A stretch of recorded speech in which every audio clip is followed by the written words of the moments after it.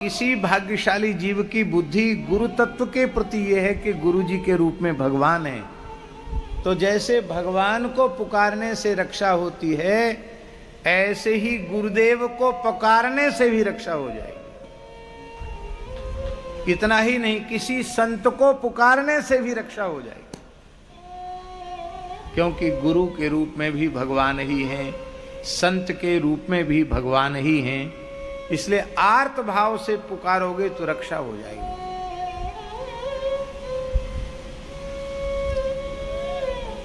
आप बहुत ध्यान से सुने। आमेर नरेश महाराजा मान सिंह माधव सिंह, जो सम्राट अकबर के मान सिंह सेनापति थे, और वो जहाज से आ रहे थे, उनका जहाज तूफान में फंस गया। तो मान सिंह माधव सिंह कहने लगे, भैया हम दोनों के प्राण संकट में हैं, क्या किया जाए, रक्षा कैसे हो, जहाज नियंत्रण खो चुका है। तो माधव सिंह ने कहा, महाराज आपकी बहू भक्त है, बहू का स्मरण कर लो। माधव सिंह की पत्नी थी भक्तिमती रत्नावती, और जेठ लगते हैं महाराज मान सिंह, जेठ हैं, और पति है माधव सिंह। मान सिंह माधव सिंह दोनों ने रत्नावती का स्मरण किया और जहाज तूफान से बाहर हो गया। इसलिए यह भी नहीं है कि गुरु संत, आपकी पत्नी भक्त है और आपका विश्वास है कि मेरी पत्नी भक्त है, उस भक्त का स्मरण करने से आपकी विपत्ति का नाश हो जाएगा। क्योंकि भक्त भक्ति भगवंत गुरु चतुर नाम बपू एक। शिष्य ने गुरु जी को पुकारा, और पुकारते ही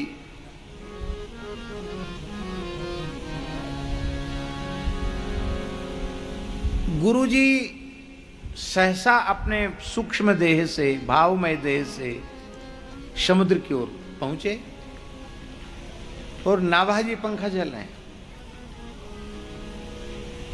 उन्होंने कहा, गुरु जी तो मानसी में सीताराम जी की, जानकी नाथ जी की सेवा कर रहे हैं, सरकार के गले में माला धारण करा रहे थे, सरकार मस्तक झुकाकर माला पहनने के लिए एकदम तैयार बैठे हैं, और गुरु जी तत्काल चले गए वहां। तो गुरु जी को कष्ट करना पड़े और उनकी उपासना में विघ्न पड़े, तो ये तो सेवक का धर्म नहीं है। सेव्य की किसी भी साधना में, प्रक्रिया में विघ्न पड़ गया तो सेवक किस बात का? सेवक वही है जो सेव्य के किसी कार्य में विघ्न उपस्थापित न करे, सारे कार्य निर्विघ्न संपन्न हुए। तो नाभाजी ने वहीं से पंखे के इशारे से समुद्री तूफान की दिशा बदल दी। कहाँ है रेवासा? सैकड़ों कोस दूर से समुद्री तूफान की दिशा बदल दी और जहाज किनारे लग गया। पर श्री अग्रदेवाचार्य जी महाराज अपने भावमय देह से खड़े होकर, समुद्र भगवान की विभूति है, नील वर्ण के अगाध समुद्र को देख रहे थे। तब आपने प्रणाम करके कहा, गुरुदेव आपकी कृपा से आपके शिष्य की विपत्ति तो दूर हो चुकी है। अति सुकोमल श्री जानकी नाथ जी मस्तक झुकाकर माला पहनने के लिए विराजमान हैं, किशोरी जी ग्रीवा झुकाकर बैठी हैं। आप कृपा करके युगल सरकार को माला धारण करावें। आपने माला धारण कराई, सेवा हो गई, ध्यान से जागृत हुए। बोल्यो कौन? क्योंकि ध्यान की प्रगाढ़ अवस्था में बाहर का शब्द सुनाई नहीं पड़ता, तो मेरे भीतर प्रवेश करके कौन बोला है? तो नाभाजी ने यह नहीं कहा कि सिद्ध गुरु का सिद्ध चेला बोला। नाभाजी बोले, जिस अनाथ बालक को आपने संतों की जूठन खिला पिला करके, संतों का चरणामृत पिला करके पाला पोसा है, वही आपकी जूठन खाने वाला, आपकी चरण रज का सेवन करने वाला, आपके चरणोदक का सेवन करने वाला आपका दीनहीन बालक नारायण दास बोला। ऐसी भाषा होनी चाहिए साधु की। अहम शून्य।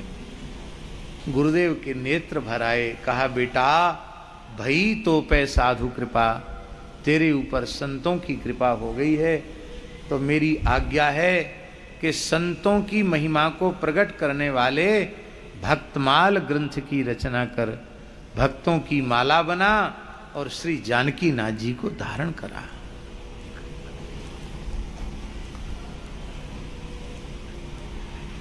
नाभाजी ने कहा जो आ गया। शिष्य का धर्म क्या है? गुरु जी का आदेश मिले तो ये नहीं करे ये कैसे हो जाएगा, ये हो ही नहीं सकता है। नहीं, क्यों नहीं हो सकता? जब उन्होंने कह दिया तो जरूर होगा। मनुष्य मानते हो तो नहीं होगा, होगा, अवश्य होगा, क्यों नहीं होगा? तो शिष्य का धर्म है आज्ञा मिलते ही मुख से एक ही शब्द निकलना चाहिए, जो आज्ञा। यथाज्ञा पयतु देवः, हे देव हे भगवान जो आज्ञा दें, जैसी आपकी आज्ञा, जो आज्ञा।